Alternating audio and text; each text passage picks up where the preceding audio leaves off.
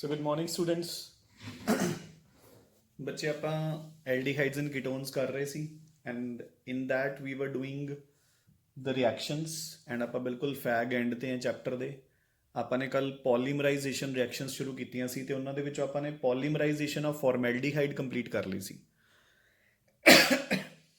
Now come on to the B part, that is polymerization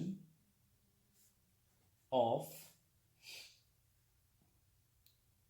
acetaldehyde।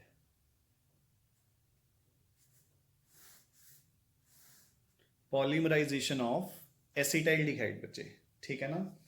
सो ਇਹਦੇ under first point, ਸੋ ਬੱਚੇ ਜਦੋਂ ਆਪਾਂ ਐਸੀਟਾਈਲਡੀਹਾਈਡ ਨੂੰ ट्रीट करते हैं with concentrated H2SO4 at room temperature यानी कि 25 डिग्रीज या कह लो 298 केल्विन, ठीक है। तो देखो थ्री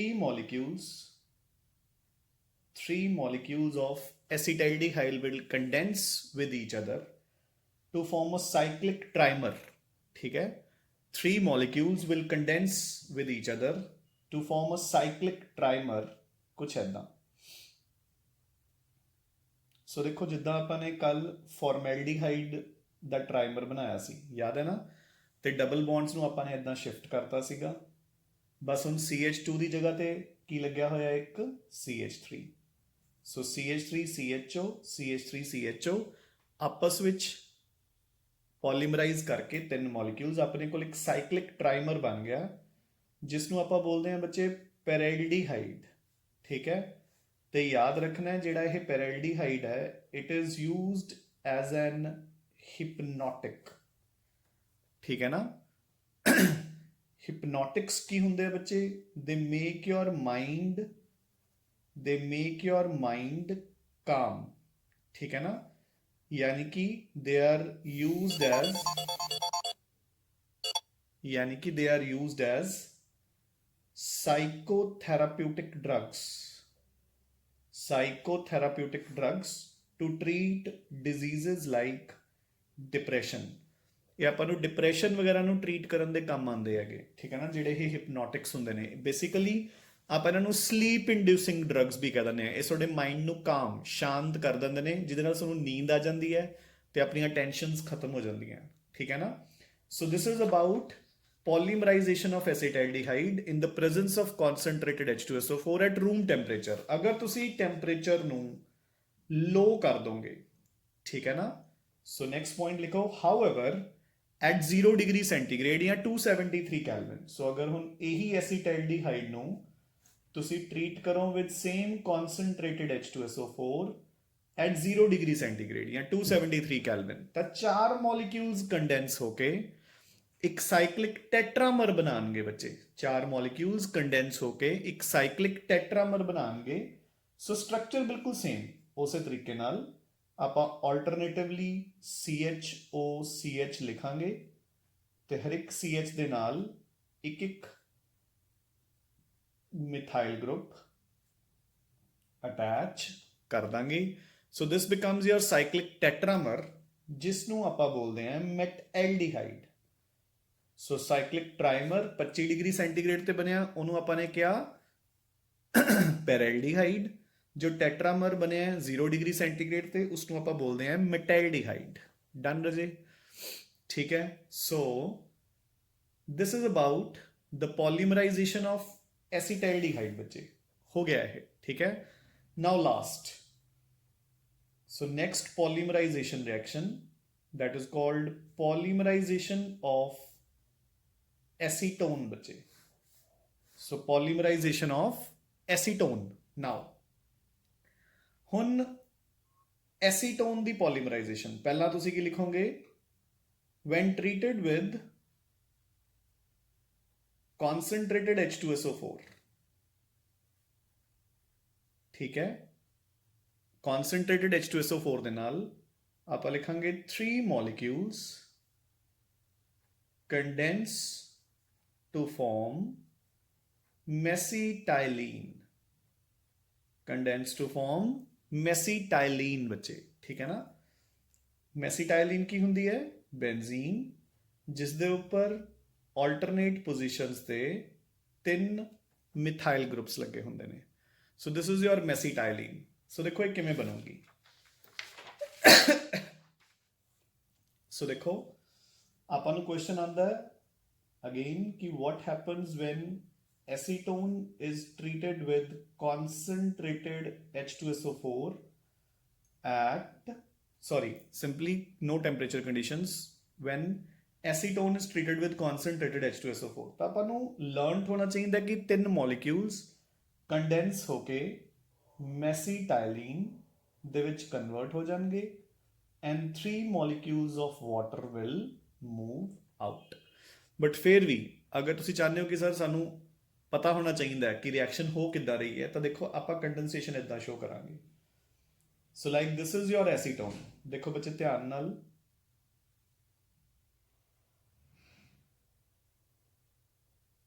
ਸੋ ਆ ਇੱਕ ਐਸੀਟੋਨ ਮੋਲੀਕਿਊਲ ਹੋ ਗਿਆ ਰਾਜੇ, ਠੀਕ ਹੈ। ਸੋ ਦਿਸ ਇਜ਼ योर 1 ਐਸੀਟੋਨ, ਠੀਕ ਹੈ। फिर अगला एसीटोन देखो,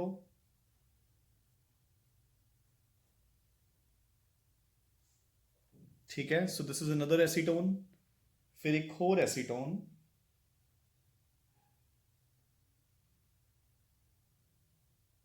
डन, क्लियर कि नहीं? सो CH3COCH3। सो ਜਿਹੜਾ ਇੱਕ O ਹੈ ਉਸਨੂੰ ਨਾਲ ਵਾਲੇ H2 ਨਾਲ ਬਾਹਰ ਕੱਢ ਦੋ, ਠੀਕ ਹੈ। ਇਸ O ਨੂੰ ਆਵਲੇ H2 ਨਾਲ ਤੇ ਇਸ O ਨੂੰ ਆਵਲੇ H2 ਨਾਲ। ਸੋ ਦੇਖੋ ਆਪਾਂ ਉੱਪਰ ਵਾਲੇ ਸਟਰਕਚਰ ਤੇ ਪਹੁੰਚ ਜਾਾਂਗੇ। ਕੀ ਰਹਿ ਜਾਊਗਾ? ਦੇਖੋ CH3 C, ਸੋ ਇੱਥੇ ਆ ਜਾਏਗਾ double bond CH, then again C CH3 double bond CH, again C CH3 double bond CH। ਸੋ ਆਪਣੇ ਕੋਲ ਮੈਸੀਟਾਈਲਿਨ ਫਾਰਮ ਹੋ ਗਈ ਬੱਚੇ, ਠੀਕ ਹੈ ਨਾ। So this is how acetone will react. Acetone will polymerize in the presence of concentrated H2SO4। 3 molecules condense ਹੋ ਕੇ ਆਪਾਂ ਨੂੰ ਮੈਸੀਟਾਈਲਿਨ ਦੇਣਗੇ along with a removal of 3 molecules of water, ਠੀਕ ਹੈ। ਨਾਓ ਹੁਣ ਇਸੀ ਦੇ under next point. So when treated with dry HCl gas, so अगर यही तुसी एसीटोन ਨੂੰ ट्रीट करोगे with dry HCl gas ਤਾਂ ਆਪਣੇ ਕੋਲ 2 possibilities है। ਆਪਣੇ ਕੋਲ ਇੱਕ ਮਿਕਸਚਰ ਬਣੂਗਾ, a mixture of furon and mesityl oxide is formed। ਤਾਂ ਆਪਣੇ ਕੋਲ ਇੱਕ ਮਿਕਸਚਰ ਬਣੂਗਾ ਬੱਚੇ ਫੋਰੋਨ ਐਂਡ ਮੈਸੀਟਾਈਲ ਆਕਸਾਈਡ ਦਾ। ਮੇਰੀ ਗੱਲ ਸਮਝ ਗਏ ਨਾ? So mixture of phorone and mesityl oxide is formed. ਦੇਖੋ ਕਿਵੇਂ।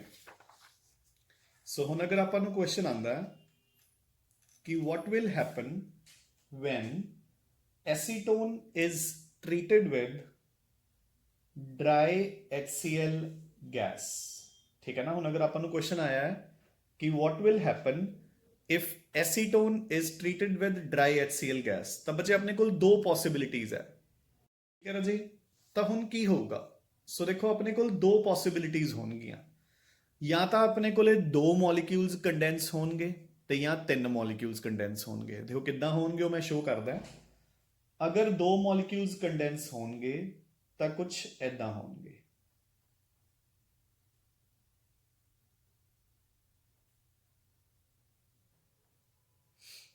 ਸੋ ਦੇਖੋ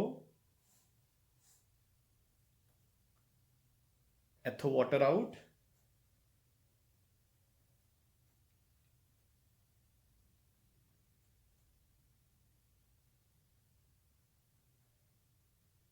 ਠੀਕ ਹੈ। ਸੋ ਅਗਰ 2 ਮੋਲੀਕਿਊਲਸ ਕੰਡੈਂਸ ਹੋਣਗੇ ਤਾਂ ਐਦਾਂ, ਤੇ ਆਪਣੇ ਕੋਲ ਜਿਹੜਾ ਪ੍ਰੋਡਕਟ ਬਣੂਗਾ ਦੈਟ ਵਿਲ ਬੀ ਮੈਸੀਟਾਈਲ ਆਕਸਾਈਡ, ਠੀਕ ਹੈ। ਦੂਸਰਾ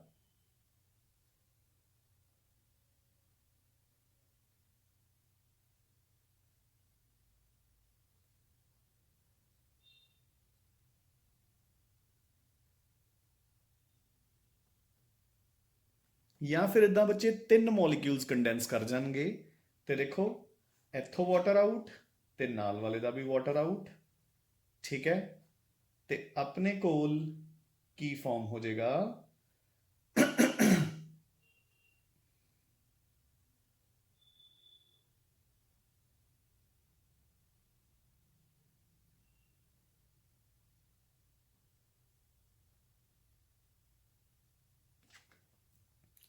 ਠੀਕ ਹੈ ਰਾਜੇ। ਸੋ ਇਸ ਪ੍ਰੋਡਕਟ ਨੂੰ ਆਪਾਂ ਬੋਲਦੇ ਹਾਂ ਫੋਰੋਨ। ਇਸ ਪ੍ਰੋਡਕਟ ਨੂੰ ਆਪਾਂ ਕੀ ਬੋਲਦੇ ਹਾਂ ਬੱਚੇ, ਫੋਰੋਨ, ਠੀਕ ਹੈ ਨਾ। ਤਾਂ ਦੇਖੋ ਆਪਣੇ ਕੋਲ ਜਦੋਂ ਆਪਾਂ ਐਸੀਟੋਨ ਨੂੰ ਟਰੀਟ ਕਰਾਂਗੇ ਵਿਦ ਡਰਾਈ HCl ਗੈਸ ਤਾਂ ਵੀਲ ਹੈਵ ਟੂ ਪੋਸਿਬਿਲਿਟੀਜ਼, ਜਾਂ ਤਾਂ ਦੋ ਐਸੀਟੋਨ ਮੋਲੀਕਿਊਲਸ ਆਪਸ ਚ ਕੰਡੈਂਸ ਹੋ ਕੇ ਮੈਸੀਟਾਈਲ ਆਕਸਾਈਡ ਬਣਾ ਦੇਣਗੇ, ਜਾਂ ਤਿੰਨ ਮੋਲੀਕਿਊਲਸ ਆਪਸ ਚ ਕੰਡੈਂਸ ਹੋ ਕੇ ਫੋਰੋਨ ਬਣਾ ਦੇਣਗੇ, ਠੀਕ ਹੈ। ਸੋ this completes your polymerization reactions and with this we also complete our chapter बच्चे, ठीक है ना। इस चैप्टर ਦਾ ਟੈਸਟ ਹੋਏਗਾ ਔਨ ਸੈਟਰਡੇ, ਮਤਲਬ ਪੂਰੇ ਚੈਪਟਰ ਦਾ ਨਹੀਂ, ਰਿਐਕਸ਼ਨਸ ਪਾਰਟ ਦਾ, reactions of aldehydes and ketones. ਆਪਾਂ ਸਟਾਰਟ ਕਰਾਂਗੇ ਨਿਊਕਲੀਓਫਿਲਿਕ ਐਡੀਸ਼ਨਸ ਤੋਂ। ਸੋ ਆਪਾਂ ਨੇ ਜਿਹੜੀਆਂ ਰਿਐਕਸ਼ਨਸ ਕਵਰ ਕੀਤੀਆਂ, ਦੇਖੋ nucleophilic additions, nucleophilic additions followed by the removal of water molecule, reductions, oxidations, and finally miscellaneous, ठीक है ना। now ਹੁਣ ਜਿਹੜਾ ਆਪਾਂ ਨੇ next topic start ਕਰਨਾ ਹੈ that is carboxylic acids। ਤੇ carboxylic acids ਬੱਚੇ ਆਪਾਂ ਲਗਭਗ ਇਹ ਮੰਨ ਕੇ ਚੱਲੋ ਕਿ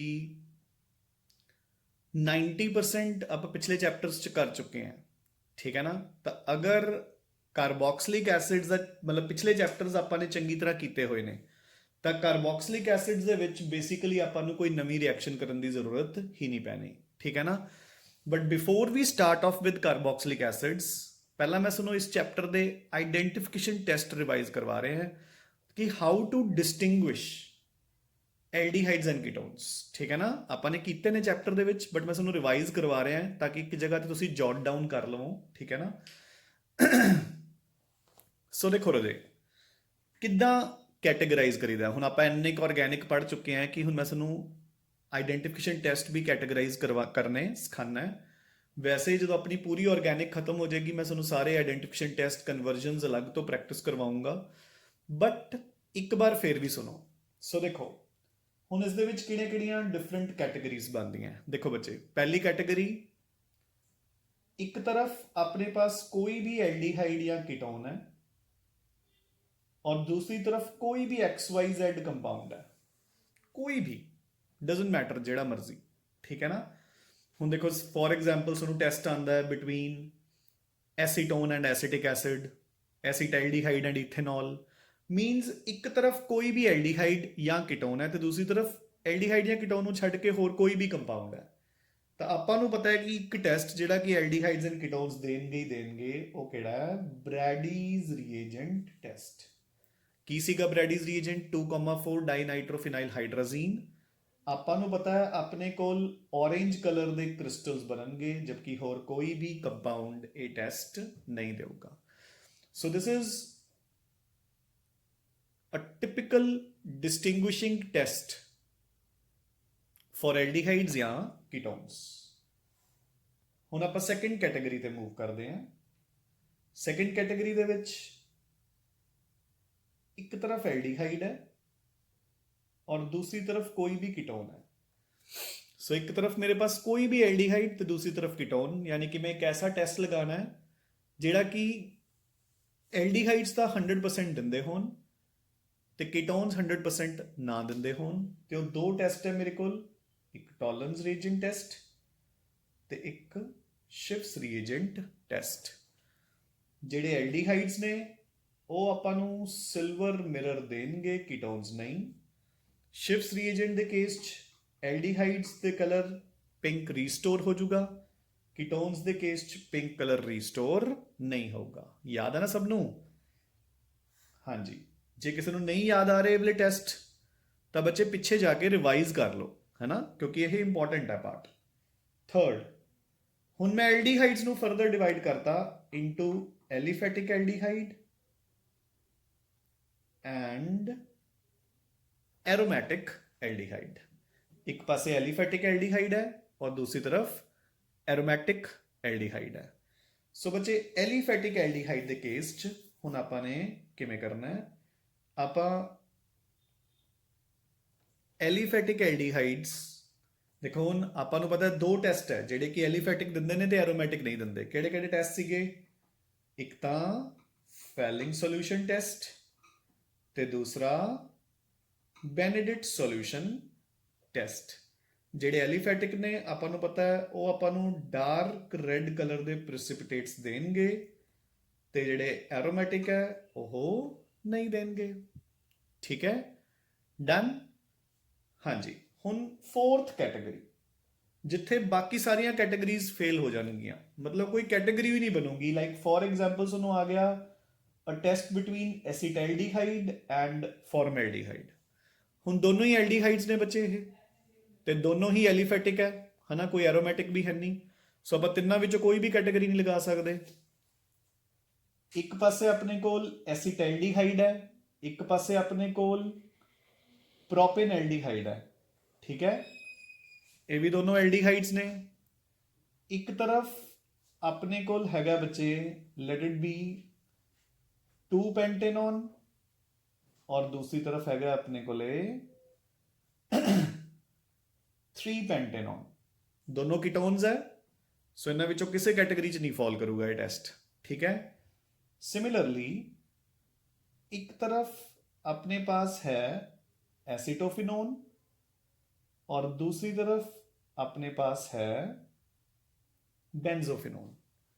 सो बच्चे ਜਿਹੜੇ ਪੇਅਰਸ ਬਣਾਏ ਨੇ ਇਹਨਾਂ ਵਿੱਚ ਕੋਈ ਵੀ ਟੈਸਟ ਨਹੀਂ ਲੱਗੂਗਾ ਹਨਾ। ਤਾਂ ਜਦੋਂ ਆਪਣੀਆਂ ਸਾਰੀਆਂ ਕੈਟਾਗਰੀਜ਼ ਫੇਲ ਹੋ ਜਾਂਦੀਆਂ, ਬੱਚੇ ਗੱਲ ਸਮਝ ਰਹੇ ਹੋ ਨਾ ਵੀ ਆਪਾਂ ਕਿਹੜੀ ਗੱਲ ਕਰ ਰਹੇ ਹਾਂ ਇੱਥੇ। ਦੇਖੋ ਜਿਵੇਂ ਆ ਤੁਹਾਨੂੰ ਦੋਨਾਂ 'ਚੋਂ ਕੋਈ ਵੀ ਪੇਅਰ ਆ ਜਾਂਦਾ ਹੈ ਤਾਂ ਆਪਣੀਆਂ ਤਿੰਨੋਂ ਕੈਟਾਗਰੀਜ਼ ਫੇਲ ਹੈ। ਤਾਂ ਜਦੋਂ ਕੋਈ ਕੈਟਾਗਰੀ ਨਹੀਂ ਬਣਦੀ ਤਾਂ ਉਦੋਂ ਇੱਕੋ ਟੈਸਟ ਲੱਗੂਗਾ। ਹਮੇਸ਼ਾ ਯਾਦ ਰੱਖਣਾ ਹੈ ਕਿਹੜਾ? ਆਇਓਡੋਫਾਰਮ ਟੈਸਟ। ਆਇਓਡੋਫਾਰਮ ਟੈਸਟ ਨੂੰ ਕੀ ਕਿਹਾ ਸੀ ਵੀ ਕੌਣ ਦਿੰਦੇ ਹੁੰਦੇ ਨੇ ਕਿ ਜਿਹੜੇ ਕਾਰਬਨ ਦੇ ਨਾਲ O ਲੱਗਿਆ ਉਹਦੇ ਨਾਲ ਮਿਥਾਈਲ ਗਰੁੱਪ ਜ਼ਰੂਰੀ ਹੈ। ਤਾਂ ਹੁਣ ਦੇਖੋ, ਸੋ ਆ ਸਾਰਿਆਂ ਦੇ ਵਿੱਚ O ਵਾਲੇ ਕਾਰਬਨ ਦੇ ਨਾਲ ਮਿਥਾਈਲ ਹੈਗਾ, ਦੂਜੇ ਪਾਸੇ ਹੈ ਨਹੀਂ। ਸੋ ਇੱਥੇ ਤੁਹਾਡੇ ਕੋਲ ਆਇਓਡੋਫਾਰਮ ਦੇ ਯੈਲੋ ਪੀਪੀਟੀਜ਼ ਬਣਨਗੇ ਤੇ ਇਹ ਸਾਰੇ ਤੁਹਾਨੂੰ ਆਇਓਡੋਫਾਰਮ ਦੇ ਯੈਲੋ ਪੀਪੀਟੀਜ਼ ਨਹੀਂ ਦੇਣਗੇ। ਸੋ ਬੱਚੇ ਇਹ ਚੀਜ਼ ਧਿਆਨ ਨਾਲ ਪੱਲੇ ਬੰਨ ਲਓ ਕਿ ਜਿੱਥੇ ਸਾਰੀਆਂ ਕੈਟਾਗਰੀਜ਼ ਫੇਲ ਹੋ ਗਈਆਂ। ਦੇਖੋ ਜਿਵੇਂ ਹੁਣ ਆਪਾਂ ਨੇ ਐਲਕੋਹਲਸ ਦਾ ਕੀਤਾ ਸੀ, ਮੈਂ ਤੁਹਾਨੂੰ ਐਲਕੋਹਲਸ ਵਾਲਾ ਵੀ ਰਿਵਾਈਜ਼ ਕਰਵਾਉਂਗਾ ਹੁਣੇ। ਐਲਕੋਹਲਸ 'ਚ ਆਪਾਂ ਨੇ ਕੀ ਕੀਤਾ ਕਿ ਐਲਕੋਹਲ ਤੇ ਫਿਨੋਲ ਦੇ ਟੈਸਟ ਕੀਤੇ ਸੀ ਤੇ 1 ਡਿਗਰੀ 2 ਡਿਗਰੀ 3 ਡਿਗਰੀ ਦੇ ਕੀਤੇ ਸੀ। ਜਿੱਥੇ ਕੋਈ ਕੈਟਾਗਰੀ ਨਹੀਂ ਲੱਗੂਗੀ, ਮਤਲਬ ਸਪੋਜ਼ ਦੋਨੋਂ ਹੀ ਪ੍ਰਾਇਮਰੀ ਹੈ ਦੋਨੋਂ ਹੀ ਸੈਕੰਡਰੀ ਹੈ, ਠੀਕ ਹੈ ਨਾ, ਤਾਂ ਉੱਥੇ ਕਿਹੜਾ ਟੈਸਟ ਲੱਗੂਗਾ? ਆਇਓਡੋਫਾਰਮ ਟੈਸਟ। ਠੀਕ ਹੈ ਨਾ। ਸੋ ਹੁਣ ਆਪਾਂ ਐਦਾਂ ਹੀ ਐਲਕੋਹਲਸ ਦਾ ਇੱਕ ਚਾਰਟ ਬਣਾਉਂਦੇ ਆ।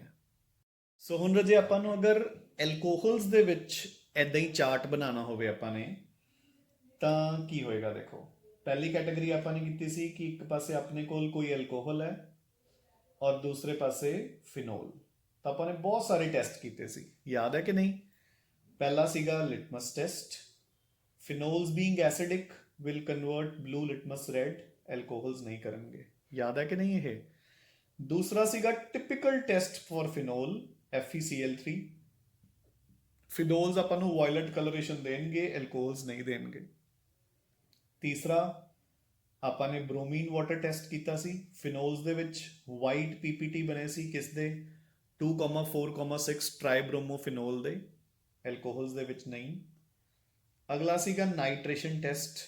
ਨਾਈਟ੍ਰੇਸ਼ਨ ਕਰਕੇ ਆਪਣੇ ਕੋਲ ਇੱਧਰ ਯੈਲੋ ਕਲਰ ਦੇ ਪੀਪੀਟੀਜ਼ ਬਣੇ ਸੀ ਪਿਕਰਿਕ ਐਸਿਡ ਦੇ, ਐਲਕੋਹਲਸ 'ਚ ਨਹੀਂ। ਅਗਲਾ ਸੀਗਾ ਆਪਣਾ ਐਜ਼ੋਡਾਈ ਟੈਸਟ। ਠੀਕ ਹੈ, ਐਜ਼ੋਡਾਈ ਟੈਸਟ ਦੇ ਵਿੱਚ ਆਪਣੇ ਕੋਲ ਫਿਨੋਲਸ ਹੈ ਜਿਹੜਾ ਉਹਨਾਂ ਨੇ ਆਪਾਂ ਨੂੰ ਔਰੇਂਜ ਕਲਰ ਦਾ ਐਜ਼ੋਡਾਈ ਬਣਾਇਆ ਸੀ ਜਦੋਂ ਆਪਾਂ ਉਸ ਨੂੰ ਟ੍ਰੀਟ ਕੀਤਾ ਸੀ ਵਿਦ ਬੈਂਜ਼ੀਨ ਡਾਇਜ਼ੋਨੀਅਮ ਕਲੋਰਾਈਡ, ਐਲਕੋਹਲਸ ਨੇ ਨਹੀਂ। ਤੇ ਆਪਾਂ ਨੇ ਇੱਕ ਟੈਸਟ ਕੀਤਾ ਸੀ ਰਾਜੇ ਜਿਹੜਾ ਕਿ ਸਿਰਫ ਐਲਕੋਹਲਸ ਦੇਣਗੇ, ਆਪਣੇ ਕੋਲ ਰੈੱਡ ਕਲਰੇਸ਼ਨ ਬਣੂਗੀ ਤੇ ਫਿਨੋਲ ਦੇ ਕੇਸ 'ਚ ਉਹ ਨਹੀਂ ਹੋਊਗਾ। ਸੋ ਰਾਜੇ ਹੁਣ ਅਗਰ ਇਹੀ ਆਈਡੈਂਟੀਫਿਕੇਸ਼ਨ ਆਪਾਂ ਨੂੰ ਆ ਜਾਂਦੀ between 1 degree 2 degree and 3 degree alcohols, ਤਾਂ ਫਿਰ ਆਪਾਂ ਨੇ ਦੋ ਟੈਸਟ ਕੀਤੇ ਸੀ, ਇੱਕ ਲੂਕਾਸ ਟੈਸਟ ਜਿਸ ਦੇ ਵਿੱਚ ਟਰਬਿਡਿਟੀ ਆਂਦੀ ਹੁੰਦੀ ਹੈ, ਯਾਦ ਹੈ ਨਾ। ਪ੍ਰਾਇਮਰੀ ਐਲਕੋਹਲਸ ਟਰਬਿਡਿਟੀ ਆਉਣ ਤੇ 30 ਮਿੰਟਸ ਤੋਂ ਜ਼ਿਆਦਾ ਲੱਗਣਗੇ, ਸੈਕੰਡਰੀ 'ਚ 5 ਮਿੰਟਸ ਲੱਗਣਗੇ, ਟਰਸ਼ਰੀ ਦੇ ਵਿੱਚ ਨਾਲ ਦੀ ਨਾਲ, ਯਾਨੀ ਕਿ ਇਮੀਡੀਏਟ ਟਰਬਿਡਿਟੀ। ਠੀਕ ਹੈ ਬੱਚੇ। ਨਾਓ ਇੱਕ ਹੋਰ ਟੈਸਟ ਵੀ ਕੀਤਾ ਸੀ ਆਪਾਂ ਨੇ, ਜਿਸ ਨੂੰ ਆਪਾਂ ਨੇ ਕਿਹਾ ਸੀ Victor mayors test. Primary alcohols ਨੇ ਆਪਾਂ ਨੂੰ ਦਿੱਤਾ ਸੀ ਬਲੱਡ ਰੈਡ ਕਲਰ, ਸੈਕੰਡਰੀ ਨੇ ਬਲੂ, ਔਰ ਟਰਸ਼ਰੀ ਨੇ ਕੋਈ ਕਲਰ ਨਹੀਂ ਦਿੱਤਾ। ਠੀਕ ਹੈ। ਹੁਣ ਦੇਖੋ ਬੱਚੇ, ਅਗਰ ਫਿਰ ਐਦਾਂ ਦੀ ਸਿਚੁਏਸ਼ਨ ਆ ਜੇ ਕਿ ਆਪਣੇ ਕੋਲ ਕੋਈ ਕੈਟਾਗਰੀ ਨਹੀਂ ਬਣ ਰਹੀ ਐਲਕੋਹਲਸ 'ਚ, ਫॉर एग्जांपल ਇੱਕ ਮੀਥੇਨॉल ਹੈ और एक इथेनॉल, दोनों एल्कोहल्स है, दोनों ही प्राइमरी है। एक हैगा प्रोपेनॉल और एक हैगा इथेनॉल, या दोनों ही सेकेंडरी है, लाइक कुछ ऐदा।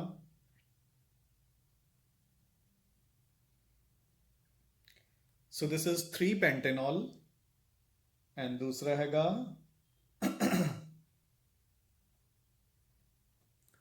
2-पेंटेनॉल। ठीक है, 3-पेंटेनॉल एंड 2-पेंटेनॉल बच्चे समझ गए ना। अगेन इन्हां केसेस दे विच अपना टेस्ट लगूगा आयोडोफॉर्म टेस्ट। ये सारे नहीं देंगे, ये देंगे क्योंकि जेड़े कार्बन दे नाल ओ लग्या उस दे नाल एक मिथाइल ग्रुप है। गॉट इट रजे। ठीक है। So these were the identification test from alcohols. मैं लगे हाथ सानू सम अप करवा देना है कार्बोक्सिलिक एसिड्स दे विच जो आपां ने अज स्टार्ट करना है। सो कार्बोक्सिलिक एसिड च 2 कैटेगरीज बनदियां बच्चे अपने पास। देखो 2 categories किहड़ियां-किहड़ियां।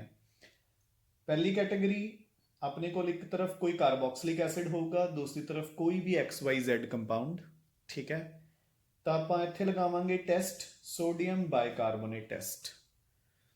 Carboxylic acids will give you a brisk effervescence due to the release of carbon dioxide, होर कोई कंपाउंड नहीं देगा। देखो आ रिएक्शन होगी, अपने कोल कार्बोक्सिलिक एसिड है, आप सोडियम बाइकार्बोनेट लिया इनो दे विच सोडियम बाइकार्बोनेट ही हुंदा। एक एसिड बेस रिएक्शन हुई, एसिड तो बन गया salt plus CO2 plus water out. जी CO2 रिलीज होगी with a fizzing sound release होगी, जिमें कि आप इदा नहीं कोल्ड ड्रिंक की बॉटल खुलती होंगी करके, with a brisk effervescence with a fizzing sound.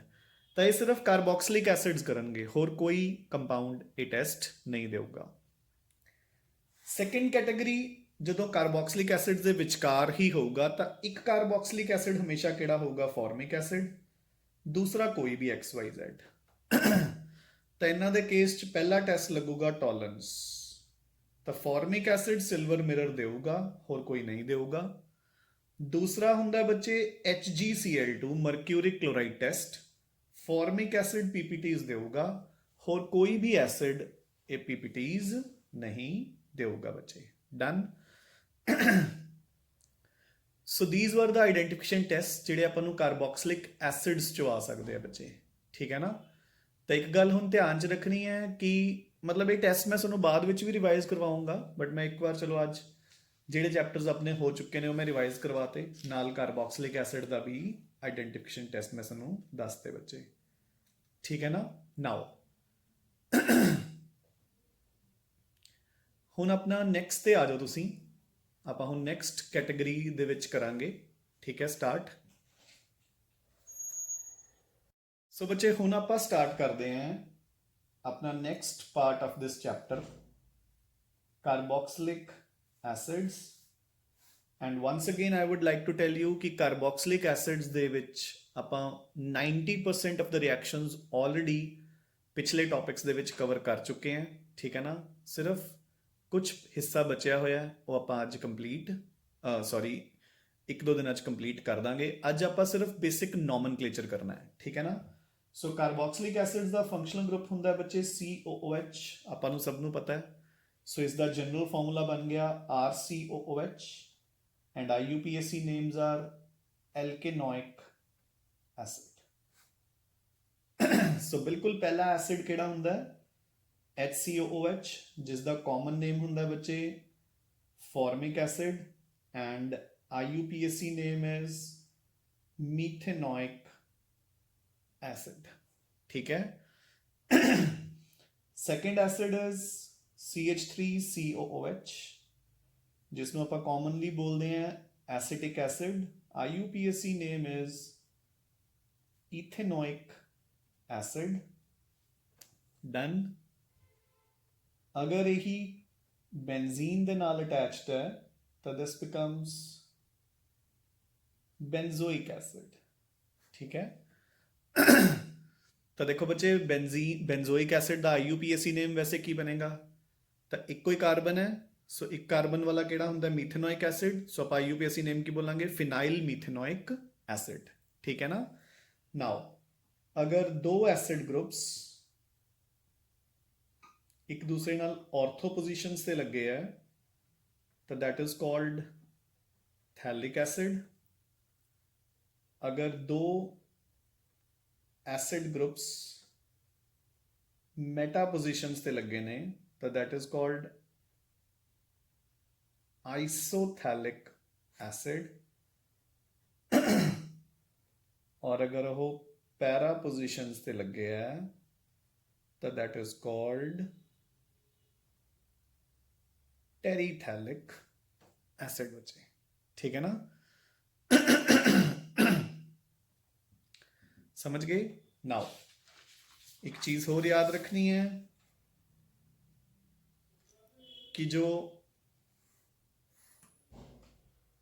Carboxylic acids होंगे ने दे आर फंक्शनल